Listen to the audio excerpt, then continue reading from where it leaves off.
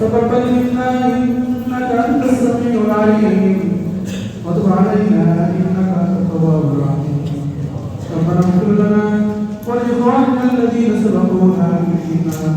ولا تجعل في قلوبنا غلا للذين آمنوا ربنا إننا وأخطأنا ربنا ولا تحمل علينا إصرا كما حملته على الذين من قبلنا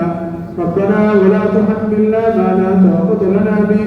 واعف عنا واغفر لنا করে আমরা দরবারে দুটি হাত তুলেছি আয় আল্লাহ খাস করে মেহেরবানি করে আপনি আমাদের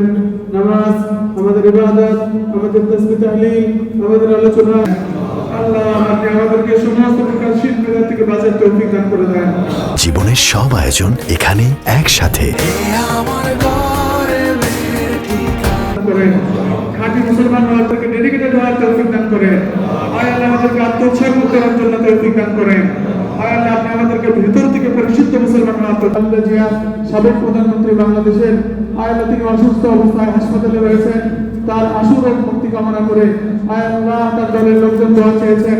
আমরা তার জন্য দোয়া করছি আয় আল্লাহ সারা দেশের মুসলমানরাও তার জন্য দোয়া করছে মুসলিমরা দোয়া করছে আয় আল্লাহ আপনি তাকে পুরো পরিপূর্ণরূপে সুস্থতা নসিব করেন আল্লাহ তাকে আপনি সুস্থতা দান করেন আয় আল্লাহ আপনি তাকে সুস্থতা নসিব করেন রব্বুল আলামিন আয় আল্লাহ যারা তারেক রহমান সুস্থ মতো আয় আল্লাহ তারপরে আপনি ইসলামের কাজ করায় নেন দ্বীনের কাজ করায় নেন দেশের সর্বভৌমত্ব সাল্লাল্লাহু আলাইহি ওয়াসাল্লামের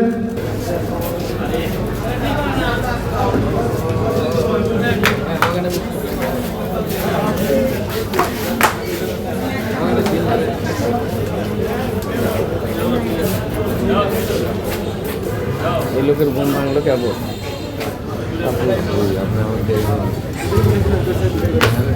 মিস্টেক করছে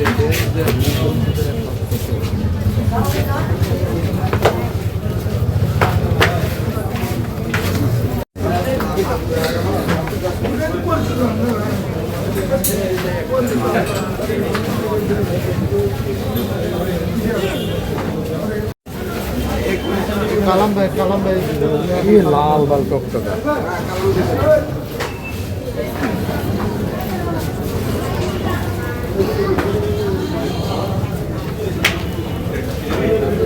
যে পাহাড় সম যে প্রত্যাশা তার প্রতি বাংলাদেশের মানুষ রেখেছে সেই প্রত্যাশা পূরণে উনি মহান রাব্বুল আলামিনের কাছে শুকরিয়া আদায় করেছেন যে তিনি আসতে পেরেছেন এবং মহান রাব্বুল আলামিন যেন আগামীতে তাকে